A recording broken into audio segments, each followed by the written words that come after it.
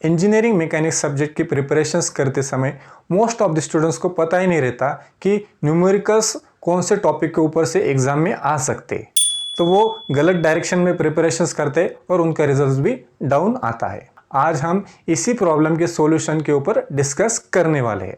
Hello students, मैं हूं Ahir sir और आप देख रहे हैं इंजीनियर्स करियर एकेडमी।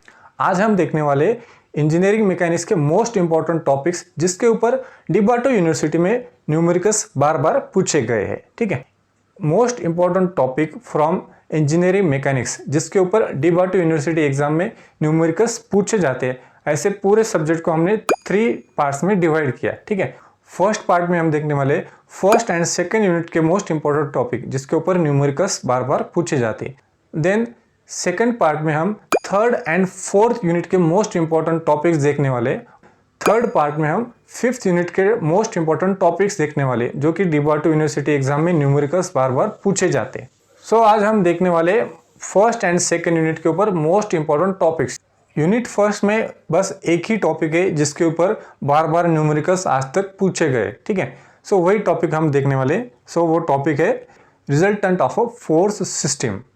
तो ये जो टॉपिक ऐसा है कि इसके ऊपर आज तक डिबाटो यूनिवर्सिटी के हर एग्जाम में क्वेश्चंस पूछे गए। ठीक है, तो ये रिजल्टेंट ऑफ फोर्स सिस्टम जो है इसके ऊपर अलग अलग टाइप के क्वेश्चंस है। ठीक है, सो ये जो रिजल्टेंट ऑफ फोर्स सिस्टम है इसके ऊपर आपको क्या करना है कि नंबर ऑफ क्वेश्चंस न्यूमेरिकल्स आपको सॉल्व करने और उसका प्रिपरेशन अच्छे से करना है, क्योंकि ये टॉपिक के ऊपर डिबाटो यूनिवर्सिटी में मिनिमम एक क्वेश्चन हर एग्जाम में आता ही आता है। ठीक है, सो एक एग्जाम्पल हम देखने वाले या एक क्वेश्चन हम देखने वाले कि आपको यूनिवर्सिटी में किस टाइप का क्वेश्चन इस टॉपिक के ऊपर आता है।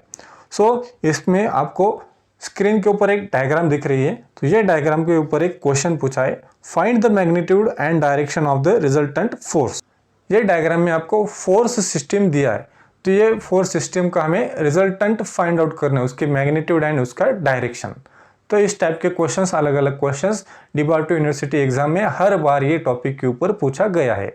तो आपको इसका इंपॉर्टेंस पता चल गया होगा कि ये टॉपिक के ऊपर आपको क्वेश्चंस क्यों सॉल्व करने हैं। यूनिट फर्स्ट से आपको एक ही न्यूमेरिकल बेस्ड क्वेश्चन पूछा जाता है, वो टॉपिक है रिजल्टेंट ऑफ फोर्स सिस्टम। बाकी जो भी फर्स्ट यूनिट के टॉपिक्स है उसके ऊपर से आपको एमसीक्यू पूछे जा सकते हैं या फिर आपको थ्योरी क्वेश्चंस भी पूछे जाते हैं। ठीक है, सो यूनिट फर्स्ट के मोस्ट इंपॉर्टेंट थ्योरी क्वेश्चंस मैंने ऑलरेडी डिस्कस किए। आपने अगर वो वीडियो नहीं देखा है तो लिंक मैंने डिस्क्रिप्शन में ऑलरेडी डाल दी है। सेकेंड यूनिट हम अब डिस्कस करने वाले जिसमें से मोस्ट इंपॉर्टेंट टॉपिक ऐसे कौन से जिसपे बार बार डिबाटो यूनिवर्सिटी में क्वेश्चंस न्यूमेरिकल्स पूछे जाते हैं। सो उसमें फर्स्ट टॉपिक है locate the centroid of composite shape. ठीक है, तो आपको एक कंपोजिट शेप दिया जाएगा और वो कंपोजिट शेप का आपको फाइंड आउट करना है सेंट्रॉइड। ठीक है, तो ये जो टॉपिक है इसके ऊपर यूनिवर्सिटी के हर एक एग्जाम में आज तक क्वेश्चन पूछा गया है। फिक्स क्वेश्चन ये एग्जाम को आता है, तो आपको करना क्या है कि अलग अलग टाइप्स ऑफ शेप्स लेने हैं, कंपोजिट शेप, और उसका जो सेंट्रॉइड है वो फाइंड आउट करना है। सो ये टॉपिक के ऊपर डिबाटो यूनिवर्सिटी में आपको क्वेश्चन किस टाइप का पूछा जाता है वो अब हम देखेंगे। आपको ये स्क्रीन पे ये डायग्राम दिख रही है, इसके ऊपर ही आपको एक क्वेश्चन पूछा गया है। A semicircular area is removed from a trapezium as shown in figure, determine the centroid of the remaining area. ठीक है, तो ये आपको कंपोजिट शेप दिया है और आपको क्या करना है, वो जो शेडेड एरिया है उसका आपको सेंट्रॉइड फाइंड आउट करना है। तो इसी टाइप के अलग अलग शेप्स आपको दिए जाएंगे एग्जाम में और उसका आपको फाइंड आउट करना है centroid.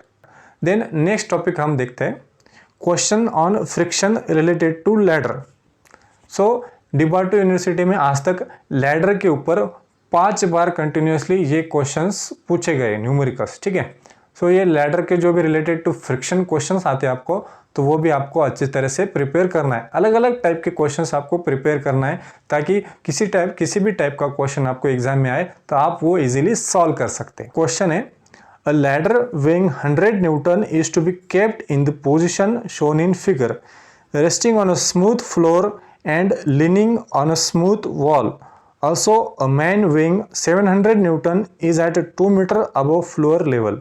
Determine the horizontal force F required at the floor level to prevent it from the slipping.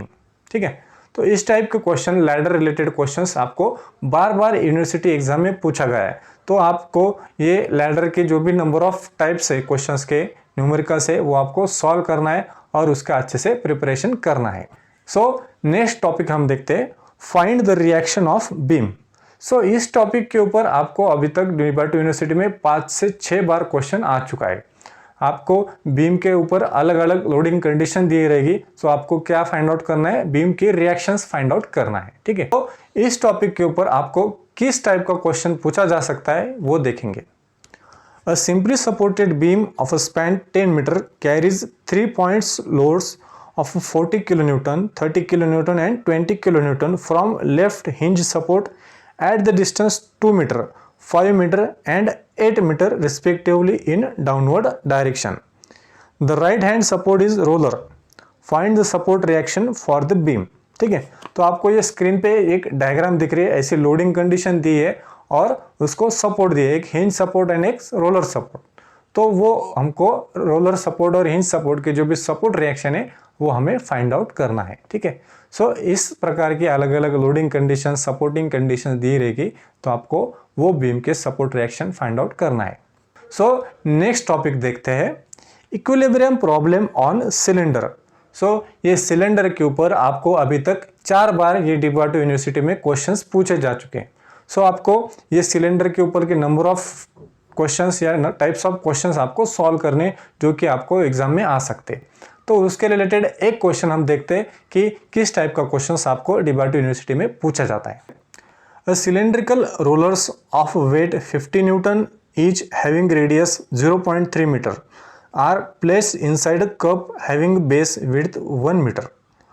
Find the reactions at point of contact A, B, C and D. ठीक है, सो इस type के question से cylinder के ऊपर आपको university exam में पूछे जाते हैं। देन नेक्स्ट टॉपिक देखते हैं, इक्विलिब्रियम प्रॉब्लम्स ऑन केबल। ठीक है, सो केबल के ऊपर आपको DBAT यूनिवर्सिटी में कंटिन्यूसली क्वेश्चन पूछा गया है, तो आपको इसका प्रिपरेशन करना है और अच्छे से ये नंबर ऑफ टाइप्स के क्वेश्चन आपको ये सॉल्व करने हैं। सो इसमें एक सैम्पल क्वेश्चन हम देखते हैं जो कि आपको DBAT यूनिवर्सिटी में पूछा गया है।